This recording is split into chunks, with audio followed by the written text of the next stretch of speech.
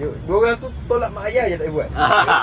Itu pun tak ada lah. Allah. Gila. Allah boleh jadi tu. Orang punya ciptaan dah luar fikiran tu sekarang. Dia macam Jarang lah membuktikan kita ni kena percaya juga benda ni wujud kan.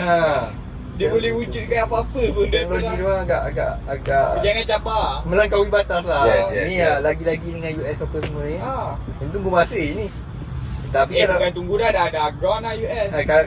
kalau andai kata lah, andai kata cerita future kan, perang ke apa kan, kita lah kena. Allah. Dia orang tak perang antara dia orang. Dia orang akan pergi dekat negara proxy. Tak, kita akan kena fikir balik apa yang kita percaya selama ni di brainwash oleh western kan kita ni lah kan. Betul ke selama ni kita punya hidup ni? Ya, Yang kita hidup ni apa yang kita ikut ni? Western punya propaganda ni. Western kaca punya Baik style lah. kita ikut Asia untuk orang Asia dulu. Kita dah maju lama ke depan dah kalau kita tak ikut western punya apa ni kan. Kolonial punya style lah. Yes. Kita baru satu KLCC dia bagi.